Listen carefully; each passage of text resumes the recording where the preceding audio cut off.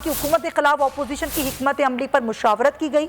ज़राए के मुताबिक इजलास में तहरीक अदम एतमाद की कामयाबी की सूरत में आसिफ अली जरदारी ने शहबाज शरीफ का नाम बतौर वज़ीर आज़म के पेश कर दिया है। पीपल्स पार्टी और PDM ने पहले वज़ीर आज़म के खिलाफ तहरीक अदम एतमाद पेश करने पर भी इत्तेफाक कर लिया है। इसी हवाले से मजीद बात करेंगे, हमारे नुमाइंदे आरिफ मलिक भी हमारे साथ मौजूद होंगे। लेकिन अभी आपको बड़ी अंदरूनी कहानी के हवाले से बता रहे हैं कि अंदरूनी कहानी जो कि अपोजिशन के बड़ों की बैठक में सामने आई है, जिसमें आसिफ अली जरदारी ने शहबाज शरीफ का नाम बतौर वज़ीर आज़म पेश कर दिया है। जी आरिफ बताइएगा। जी, आज ये जो अपोजिशन की बैठक हुई है, तीनों जो बड़े थे इन्होंने मुशावरत की है तरीके अदम एतमाद के ऊपर। और सबसे बड़ी बात यह है कि ये तीनों ने मौलाना फजल रहमान, शहबाज शरीफ और नवाज ने इत्तेफाक किया कि आसिफ अली जरदारी को टास्क सौंपा गया है कि वो तरीके अदम एतमाद की तैयारी करें और तरीके अदम एतमाद वो पेश करें।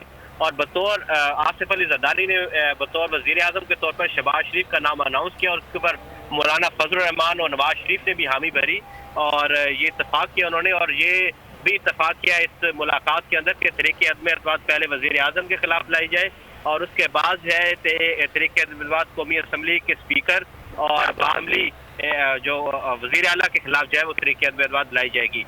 तो ये टास्क जो है अब इत्तेहादी जमातों से जो मुलाकातें कर रहे हैं, आसिफ अली जरदारी के पास अब मैंडेट चला गया है। वो इत्तेहादी जमातों के साथ जो मुशावरत होगी वो शहबाज शरीफ को भी आगाह करेंगे, नवाज शरीफ को और मौलाना फजल रहमान को भी इस बात पे आगाह करेंगे और उन्हें एतमाद मिलेंगे। आज चूंकि मुलाकात आसिफ अली जरदारी की कहा जा रहा है कि चौधरी परवेज अलाई से भी होगी और जो भी नंबर गेम्स होंगी वो आसिफ अली जरदारी जो है वो इनसे मुशावरत करके बताएंगे और जो तारीख का तयन किया जाएगा वो इनसे मुशावरत के बाद जो आज मुलाकात परवेज अलाई के साथ होगी, रस्मी डेट जो है वो अनाउंस की जाएगी तरीके अदम एतमाद पेश करने के हवाले से। बहुत शुक्रिया आपका आरिफ मलिक।